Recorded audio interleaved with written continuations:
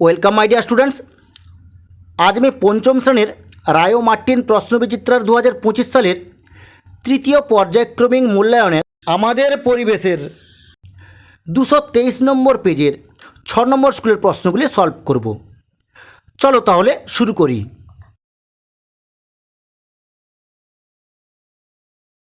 পঞ্চম শ্রেণীর রায় ও মার্টিন প্রশ্নবিচিত্রার 223 নম্বর পেজের 6 নম্বর স্কুলের একের দাগে গেছে নিম্নলিখিত প্রশ্নগুলির উত্তর দাও।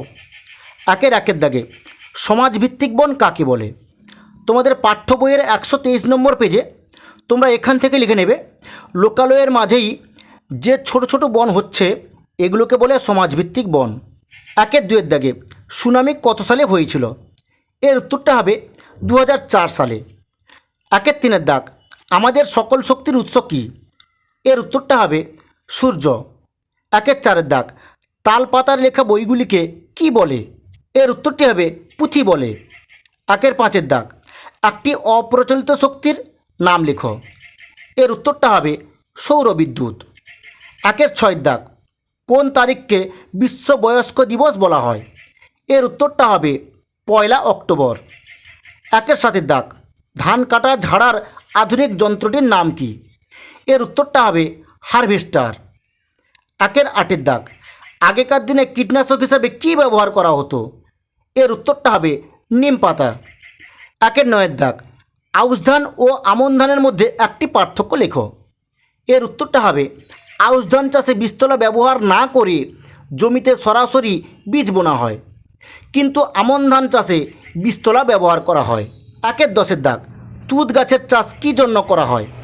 এর উত্তরটা হবে মথ পালনের জন্য তুঁত গাছের চাষ করা হয়। একের 11 দাগ ঘুনে কাকে বলে? এই প্রশ্নের উত্তরটি তোমাদের পাঠ্য বইয়ের 117 নম্বর পেজে বাঁশের শলা দিয়ে তৈরি স্রোতের মুখে পেতে রাখে বাক্সের মতো মাছ ঢুকতে পারে বেরোতে পারে না আমরা বলি ঘুনি। একের 12 দাগ কোন পাখির পালক সুন্দর? এর উত্তরটা হবে হুইয়া পাখির পালক খুব সুন্দর। একের 13 দাগ পশ্চিমবঙ্গের প্রধান খনিজ সম্পদ কী? এর উত্তরটা হবে কয়লা। একের 14 দাগ ভুটানের কাছে অবস্থিত জলবিদ্যুৎ কেন্দ্রটির কোন নদীর উপর গড়ে উঠেছে? এর উত্তরটা হবে জলঢাকা নদীর উপর গড়ে উঠেছে। একের 15 দাগ সোলার কুকার কাকে বলে? তোমাদের বইয়ের 137 নম্বর পেজে তোমরা লিখবে যে রোদ ব্যবহার করে রান্নাও করা যায়, সেই যন্ত্রকে বলা হয় সোলার কুকার। এতদূর পর্যন্ত লিখে নেবে। এরপরে দেখো দুয়ের দাগে শূন্যস্থান পূরণ করো। দুয়ের একের দাগ সূর্যের সবথেকে কাছের নক্ষত্রের নাম ড্যাশ। এর উত্তরটা তোমরা লিখবে প্রক্সিমা সেন্টাউরি। দুয়ের দাগ আয়লা ঘটেছিল ড্যাশ সালে। এর উত্তরটা হবে 2009 সালে। দুয়ের তিনের দাগ ড্যাশ হলো পরিবেশ বান্ধব একটি যান বা পরিবহন। এর উত্তরটা হবে সাইকেল। দুয়ের চারের দাগ ড্যাশ দেশে প্রথম কাগজ তৈরি হয়। এর উত্তরটা হবে চীন দেশে।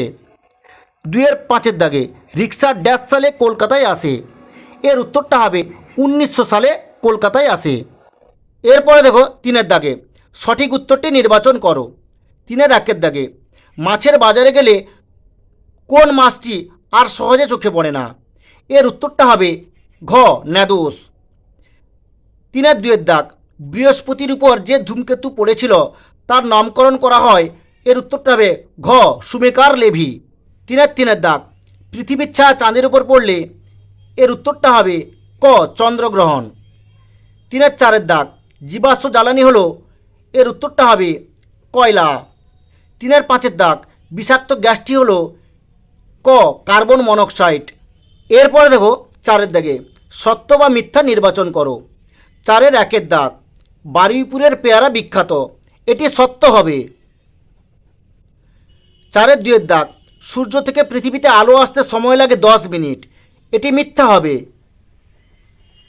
চারের তিনের দাগ তিস্তা ও মহানন্দা নদীর পলি জমে তরাই অঞ্চলের মাটি উর্বর হয়েছে, এটি সত্য হবে। চারের দাগ সমুদ্রের নোনা মাটি কৃষিকাজের পক্ষে ভালো, এটি মিথ্যা হবে। চারের পাঁচের দাগ আসানসোল সমুদ্রপৃষ্ঠ থেকে প্রায় 200 মিটার উঁচুতে অবস্থিত, এটি মিথ্যা হবে। এরপরে দেখো পাঁচের দাগ বাম স্তম্ভের সঙ্গে ডান স্তম্ভ মিলিয়ে লেখো। বাম স্তম্ভ ডান স্তম্ভ। 5-এর 1-এর দাগ গাছের ছাল, এটি হবে গ প্যাপিরাস। 5-এর 2-এর দাগ গাছের শিকড়, এটি হবে উ মাটির ধস রোধ করে।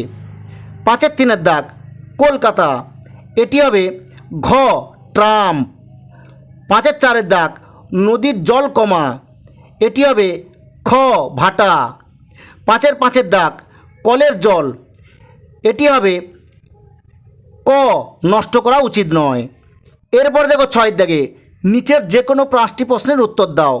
6-এর 1-এর দাগ ডিভিসি এর পুরো নাম কি, এটি কোন উদ্দেশ্যে গড়ে উঠেছিল? এই প্রশ্নের উত্তরটি তোমাদের পাঠ্য বইয়ের 107 নম্বর পেজে দেখো। তোমরা এখান থেকে লিখবে ডিভিসির পুরো কথাটার মানে হলো দামোদর ভ্যালি কর্পোরেশন। বন্যা বন্ধ করার জন্যই ডিভিসি করা হয়েছিল। ঠিক ছিল পাহাড় থেকে দামোদর নদী দিয়ে গড়িয়ে আসা বর্ষার জল জমিয়ে রাখা হবে। পশ্চিমবঙ্গের সীমান্তের কাছেই অনেকগুলো জলাধার করা হবে, সেখানে জল আটকে রাখা হবে, তাতে বন্যা হতে পারবে না। পরে সেই জল অল্প অল্প করে ছাড়া হবে, তাতে এই অঞ্চল সারা বছর চাষ করার জল পাবে। এরপর দেখো 6-এর 2-এর দাগ শিশুর যে কোনো 2টি অধিকারের কথা লেখো। এই প্রশ্নোত্তরটি তোমাদের পাঠ্য বইয়ের 176 নম্বর পেজে এখানে লেখা আছে। দেখো শিশুদের কয়েকটা অধিকার, এখান থেকে তোমরা যে কোনো 2টো লিখে নেবে। 6-এর 3-এর দাগ মানুষ বাঘ মারত কেন? তোমাদের পাঠ্য বইয়ের 127 নম্বর পেজে তোমরা এখান থেকে লিখবে মানুষ বাঘ মারত, বন্দুক দিয়ে বাঘ মারতে পারলে লোকজন তাকে বীর ভাবত, নিজে বাঘ মেরেছে এমন ছবি ঘরে টাঙিয়ে রাখত। এর পরের প্রশ্ন মানুষ গন্ডার মারত কেন? তোমাদের পাঠ্য বইয়ের 128 নম্বর পেজে তোমরা এখান থেকে লিখবে কিছু মানুষ গন্ডার মারে তার খড়গের জন্য। 6-এর 4-এর দাগ পথের পাঁচালী কার লেখা? এর উত্তরটা হবে বিভূতিভূষণ বন্দ্যোপাধ্যায়ের লেখা। এর পরের প্রশ্ন পথের পাঁচালীর বইটিকে কেন্দ্র করে কে সিনেমা বানিয়েছিলেন? এর উত্তরটা হবে সত্যজিৎ রায়। 6-এর 5-এর দাগ লুপ্তপ্রায় প্রজাতির মাছকে রক্ষা করার জন্য কি কি ব্যবস্থা নেওয়া যেতে পারে? এই প্রশ্নের উত্তরটি তোমাদের পাঠ্য বইয়ের 115 নম্বর পেজে তোমরা এখান থেকে লিখবে লুপ্তপ্রায় মাছ। প্রথমে সেসব মাছের একটা তালিকা করতে হবে, কোন মাছ কোথায় জন্মায় তা জানতে পারলে আরও ভালো। তারপর পঞ্চায়েতের প্রধানকে সব বলতে হবে, ওরা সেখানে একটা করে নিষেধাজ্ঞা বোর্ড ঝুলিয়ে দেবেন। 6-এর 6-এর দাগ সুস্থ সামাজিক পরিবেশ কিভাবে গঠন করবে? এই প্রশ্নের উত্তরটি তোমাদের পাঠ্য বইয়ের 153 নম্বর পেজে তোমরা এখান থেকে লিখবে সত্যিকারের শিক্ষিত মানুষ দেশের সম্পদ, তারা গাছ বাঁচান, গাছ বসান, গাছের যত্ন নেন, বিপন্ন পশু পাখি পতঙ্গদের কথা ভাবেন, চারপাশের জল ও অন্যান্য প্রাকৃতিক সম্পদ নষ্ট করেন না, মানুষজনের পাশে থাকেন, এভাবেই সুস্থ সামাজিক পরিবেশ গড়ে তোলার চেষ্টা করেন। অনেক মানুষকে নিয়ে সমাজ, সবাই সমান সুযোগ নিয়ে জন্মান না, একই রকম সুযোগ পেয়েও কেউ এগিয়ে যান, কেউ পারেন না।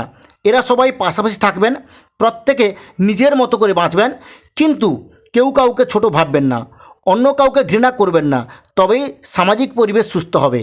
6-এর 7-এর দাগ ভূমিকম্প হলে তোমরা কি কি সাবধানতা অবলম্বন করবে? এই প্রশ্নের উত্তরটি তোমাদের পাঠ্য বইয়ের 160 নম্বর পেজে তোমরা এখান থেকে এইটুকু লিখবে ফাঁকা জায়গায় চলে যেতে হবে, সময় না পেলে টেবিলের নিচে বা খাটের নিচে ঢুকে পড়তে হবে। এরপর দেখো 7-এর দাগ নিচের প্রশ্নগুলির উত্তর দাও। 7-এর 1-এর দাগ সূর্যগ্রহণ কাকে বলে?